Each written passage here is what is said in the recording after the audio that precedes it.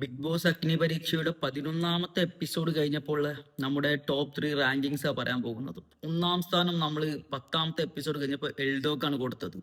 ഇന്നലത്തെ എപ്പിസോഡിലെ സ്റ്റാറും എൽദോ തന്നെയായിരുന്നു. എൽദോ ഒന്നാം സ്ഥാനം ഊട്ടി ഉറപ്പിക്കുന്ന കാഴ്ചയാണ് നമ്മളിപ്പോൾ കാണുന്നത്. ഇന്നലത്തെ ടാസ്ക് ഒരു അടിപൊളി ടാസ്ക് ആയിരുന്നു. അത്യാവശ്യം ആൾക്കാർ നല്ല രീതിയിൽ തന്നെ മത്സരിച്ചു. അതിൽ എൽദോയും ഷിജുരാനും കിടിലം പെർഫോമൻസ് കട്ടക്ക് നിന്നു അവസാനം വരെ. അവസാനം ഒരു വിന്നർ ഇല്ല, കാരണം രണ്ടുപേരും തോൽക്കുന്നില്ല. അവസാനം രണ്ടുപേരെയും വിന്നറായി പ്രഖ്യാപിച്ചു. രണ്ടുപേരും കിടിലൻ പെർഫോമൻസാണ് കാഴ്ചവെച്ചത്. അത്യാവശ്യം ഫിസിക്കലായിട്ടുള്ള ഒരു ഗെയിമാണ്. സ്റ്റാമിന വേണം, കുറച്ച് മൈൻഡ് ഗെയിം ഉപയോഗിക്കണം. അപ്പൊ ഇവർ രണ്ടുപേരും കട്ടക്ക് നിന്നോടാ മത്സരത്തിൽ.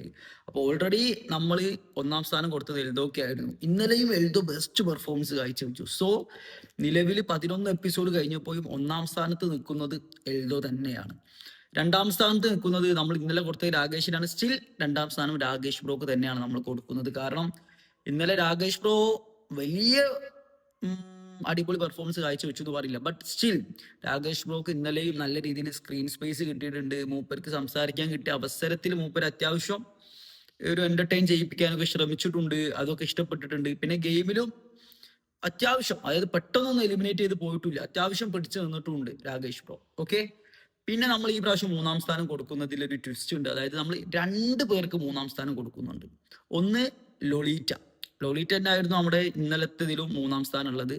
ലൊളീറ്റ ഇന്നത്തേലും നല്ല പെർഫോമൻസ് കാഴ്ചവെച്ചു. എല്ലാവരും അത് പറഞ്ഞിട്ടുമുണ്ട്. 3 ജഡ്ജസും പറഞ്ഞു ലോളിറ്റയുടെ പെർഫോമൻസ് എടുത്തു പറഞ്ഞു. കാരണം ലോളിറ്റ ആ ഒരു ഫിസിക്കൽ യൂസ് ആയിട്ട് ഗെയിമിലും ലോളിറ്റ നന്നായിട്ട് പെർഫോം ചെയ്തു. സ്റ്റാമിന വേണം ലോളിറ്റ, അതൊക്കെ ലോളിറ്റ കിടിലനായിട്ട് ആ ഗെയിം പെർഫോം ചെയ്തു. അവസാനം വരെ ലോളിറ്റ ഒന്ന് പൊരുതി നിന്നു. സോ ലൊളീറ്റയ്ക്ക് നമ്മൾ മൂന്നാം സ്ഥാനം കൊടുക്കുന്നുണ്ട്. കൂടെ മൂന്നാം സ്ഥാനത്ത് ഷിജുലാലിനെ നമ്മൾ കൊണ്ടുവരുന്നുണ്ട്. ഷിജുലാൽ നമ്മുടെ മുമ്പത്തേലൊക്കെ ടോപ്പ് 3 ഉണ്ടായിരുന്നു, പിന്നെ പോയതാണ്. കാരണം 10ാമത്തെ എപ്പിസോഡ് നമ്മൾ പറഞ്ഞ ഷിജുലാൽ നമ്മൾ കണ്ടിട്ടില്ല. പക്ഷെ 11ാമത്തെ എപ്പിസോഡിൽ ഷിജുലാൽ വമ്പ കംബാക്ക് നടത്തിയത്. നല്ല പെർഫോമൻസ് ആണ് ഷിജുലാൽ ഇന്നലെ കാഴ്ചവെച്ചത്. ഷിജുലാലും എൽദോയും കട്ടക്ക് നിന്നു. രണ്ടുപേരും പെൻഡന്റിന് സ്വന്തമാക്കി. അപ്പോൾ ഇന്നലെ ഷിജുലാലിന്റെ കിടിലൻ പെർഫോമൻസ് കൊണ്ട് ഷിജുലാലും ലൊലിറ്റയുടെ ഒപ്പം ടോപ്പ് 3 എത്തിയിട്ടുണ്ട്. നമ്മുടെ റാങ്കിങ്സ് ആട്ടോ പറയുന്നത്.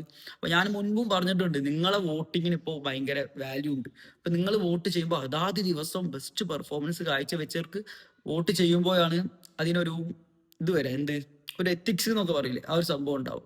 അപ്പോൾ ഇന്നലത്തെ ബെസ്റ്റ് പെർഫോമർ എൽദോയും ഷിജുലാലും തന്നെയാണ്. അപ്പോൾ ബെസ്റ്റ് പെർഫോമൻസിന് നിങ്ങൾ മാക്സിമം വോട്ട് ചെയ്യാം. അതാണ് എൻ്റെ ഒരു അഭിപ്രായം കേട്ടോ. ഓക്കെ.